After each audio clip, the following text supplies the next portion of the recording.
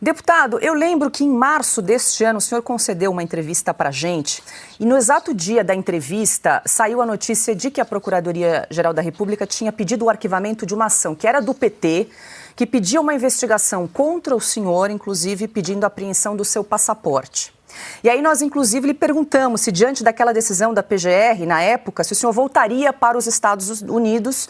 O senhor disse que não, queria permanecer por aí.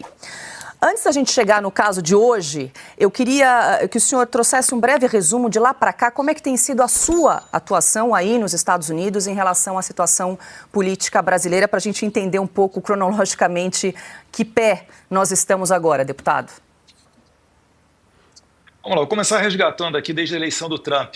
Quando o presidente Trump foi eleito nos Estados Unidos presidente, 5 de novembro do ano passado, vieram notícias na imprensa dizendo que os ministros estavam fazendo piada sobre a possibilidade de perder os seus respectivos vistos americanos para entrar nos Estados Unidos. Depois, mais para frente, ocorreu essa ameaça de apreender o meu passaporte, logo depois que o presidente americano Donald Trump fez uma menção honrosa a mim, ao meu pai e à minha família durante o evento conservador CPAC, maior encontro de conservadores do mundo. E eu acho que isso daí ligou um sinal de alerta neles, porque eles começaram a construir uma narrativa. Eu lembro de alguns deputados do PT, do PSOL, do PDT, subir na tribuna da Câmara para dizer que eu estava cometendo um crime de soberania contra a soberania nacional por estar conspirando, se sabe, sei lá o que, com os norte-americanos. E aí eles pediram para que o meu passaporte fosse apreendido, numa tentativa de me brecar, de impedir esse meu trabalho internacional e me obrigar a jogar apenas o jogo deles dentro do Brasil, porque dentro do Brasil eles controlam tudo. Não preciso ir muito longe para vocês verem. O presidente da Câmara dizia abertamente uma opinião mais favorável a se analisar a anistia. O Moraes simplesmente mandou seus capangas da Polícia Federal irem visitar o pai do presidente Hugo Mota numa total covardia. O Hugo Mota é vítima nisso tudo, e o Alexandre de Moraes, ato contínuo, fez um jantar. E aí, nesse jantar, começou a fazer chacotas, outras matérias da imprensa dando conta de que me chamaram de bananinha, de covarde, etc. Só que agora quem está dando risada sou eu. Talvez aí o Alexandre de Moraes esteja vendo a bananinha entrar de uma maneira que ele não gosta. Mais para frente, eu tive uma reunião junto com o deputado norte-americano Corey Mills, da Flórida, um veterano de guerra, primeiro mandato, pessoa que tem sido proeminente dentro da Câmara dos Deputados norte dos Estados Unidos, até fala-se que pode sair ao Senado na próxima eleição. E, numa conversa com ele, apresentei o tema do Brasil, ele se interessou, e na semana seguinte ele cumpriu com a palavra dele. Ele disse que faria uma pergunta durante uma oitiva do secretário de Estado, Marco Rubio, que equivale ao nosso chanceler, sobre o Brasil. E ele pergunta sobre a possibilidade de sancionar Moraes. Marco Rubio, então, responde, dizendo que sim, há uma grande probabilidade de que essa sanção contra o Moraes ocorra, tudo relacionado a violações de direitos humanos, pois trata-se da Lei Magnitsky, e também sobre a interferência do Alexandre de Moraes na jurisdição norte-americana, porque ele já expediu mandados de prisão contra cidadãos americanos com base em tweets que eles deram a partir do solo americano. Ele impede a livre entrada de empresas como a Rumble e a Truth Social ao Brasil, segue censurando outras pessoas que vivem sob a jurisdição norte-americana, que é o caso do Paulo Figueiredo, do Rodrigo Constantino e do Alan dos Santos, que perderam as suas contas nas redes sociais, tiveram contas bancárias congeladas e assim por diante. E a gente ainda bota um conteúdo a mais, que são os inimigos que o Moraes coleciona nos Estados Unidos.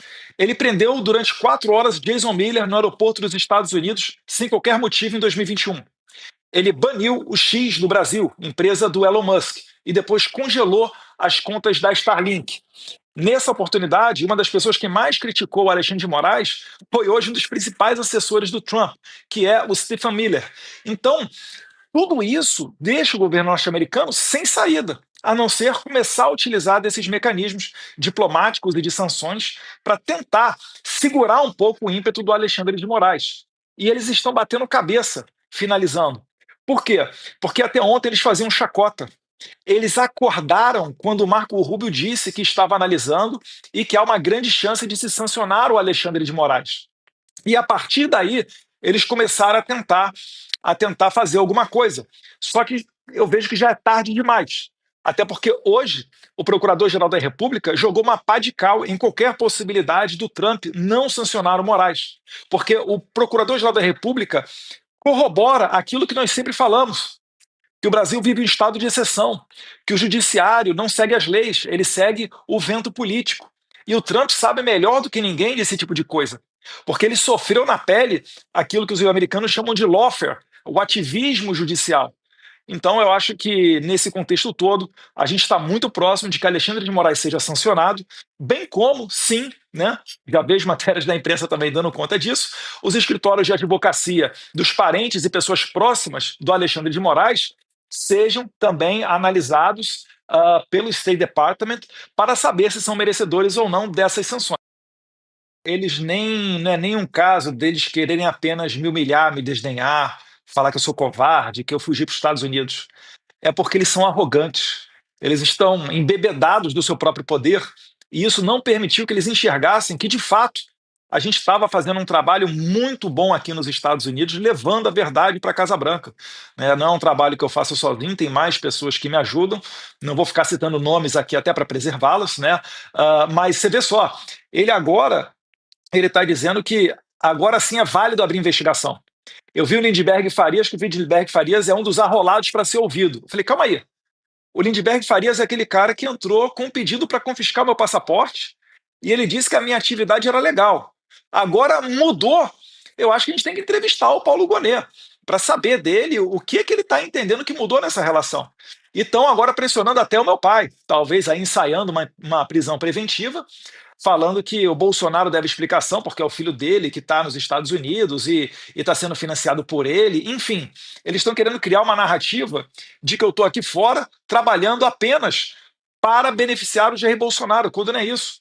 Eu estou querendo corrigir uma injustiça e a gente sempre falou que o primeiro ponto é uma anistia ampla. Por que é uma anistia ampla? Porque não é só para as pessoas do 8 de janeiro. O Alexandre de Moraes perseguiu várias outras pessoas. A prisão e condenação a mais de 8 anos de cadeia do Daniel Silveira, ela não é justa.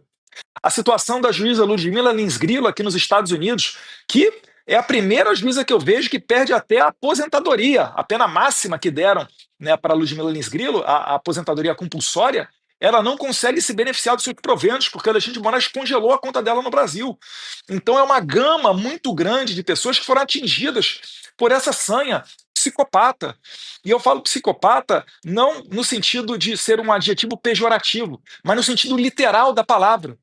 Porque eu não consigo entender como que uma pessoa joga velhinhos e senhoras na cadeia e condena a 14 anos de idade, sem se comover, sem ter misericórdia, sem ter piedade, acusando elas de abolição violenta do Estado Democrático de Direito e de golpe armado, sendo que não foi apreendida nenhuma arma e dado nenhum tiro no dia 8 de janeiro.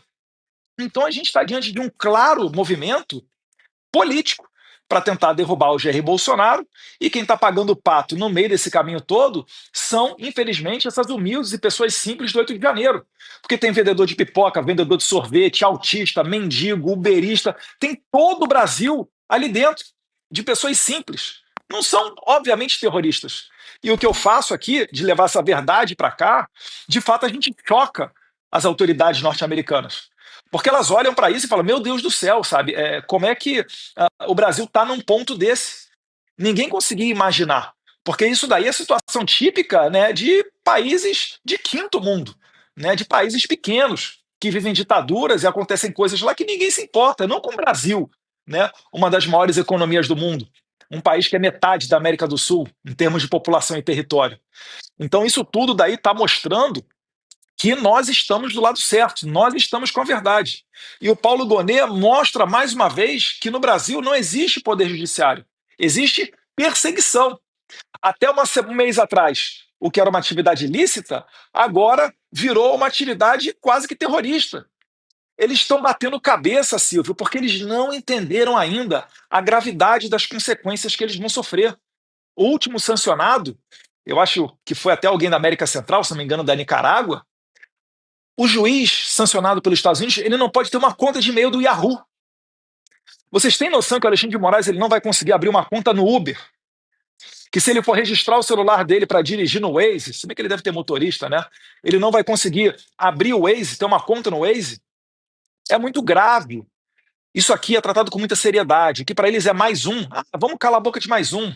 Desde 2021 a gente está ali desmonetizando a Bárbara do Chatolisei, o Bernardo Kister, um monte de gente. Vamos aqui mandar essa empregada doméstica, cidadã americana também, vamos mandar um mandado de prisão preventiva contra ela, a Flávia Cordeiro.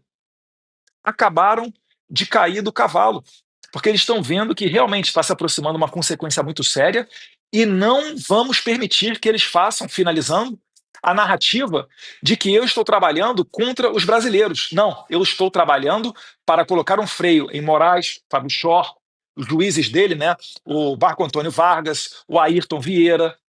Essas pessoas têm que parar de fazer o que elas estão fazendo para que a gente volte a ter uma democracia normal. Isso daí sim é o meu objetivo. Agora, se o Lula for comprar a briga do Alexandre de Moraes e quiser mergulhar o Brasil numa aventura, correndo o risco de que o povo brasileiro inteiro seja sancionado, aí é culpa do Lula, não é culpa minha. Nunca trabalhei pela sanção dos brasileiros, trabalho pela sanção de Alexandre de Moraes, um claro violador de direitos humanos.